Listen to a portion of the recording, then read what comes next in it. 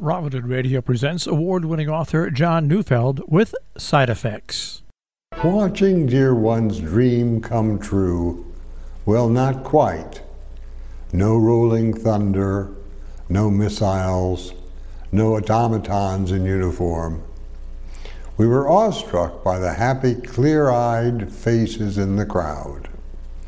Thousands of families, teenagers, grandparents, ordinary D.C. denizens, smiling, waving, cheering, believing, or wanting so much to believe that the difference between what they actually believed and what was really presented to the world was gigantic. We did learn a few things. Professor Trump, he who never reads, in fact can read. Letter perfectly. From the teleprompters in front of him, the words, the works of unnamed scribes whose task was to make the U.S. a vision of harmony and happiness. We doubt he retained little of the history lesson he was determined to propagate to the unknown millions of viewers around the globe. So much of it had to be news to him. Real news, not fake. But we could not ignore the happy faces, the broad smiles, the affirmative shouts, the cheering for deeds long forgotten and often never known. The people on the mall wanted to believe every word dear one uttered from behind plate glass protective barriers. The speech itself was long, and boring.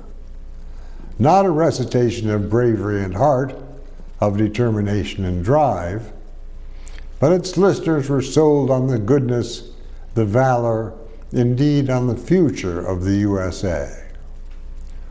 All those perfect teeth, those heartwarming arms around children's shoulders, the children on their father's shoulders, astonishingly well fed and clothed and devout.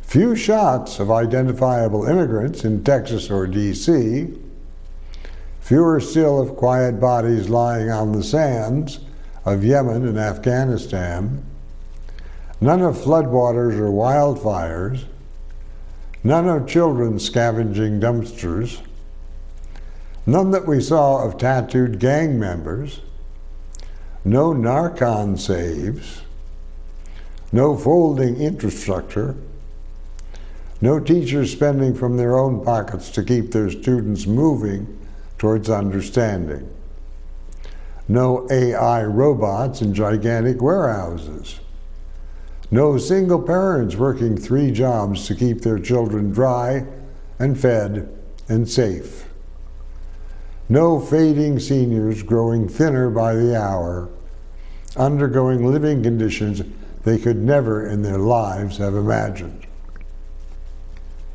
No photographs of imprisoned immigrants throughout the country, no shots of thousands of inmates of color serving time, rightly or wrongly, no portraits of corrupt politicians on a perp walk, not a hint of identification being bought and sold for the benefit of big business.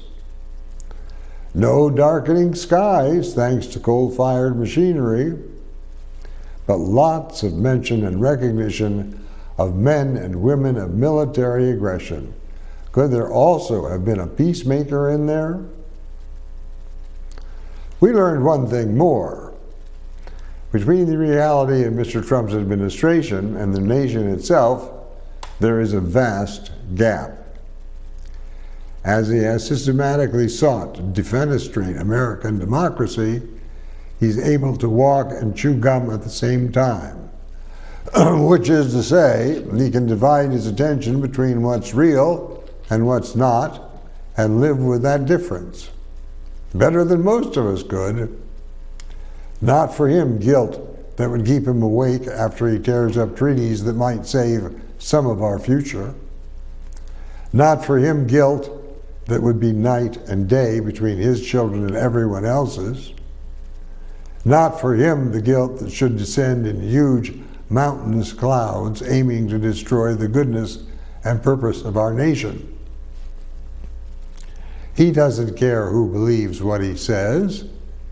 He just keeps saying it. Whether our allies have half a chance at believing or even deciphering his plans for the future of the world, if such he has, is no concern of his. What matters to him is himself, his fancies, his childhood dream of becoming the most powerful man on the face of the earth, and that his acolytes believe this. He'll spend anything, his money, our money, to persuade his followers that the man they follow does indeed wear clothes. Wow. Is that going to surprise a nation that has ceded its brain to Dr. Frankenstein?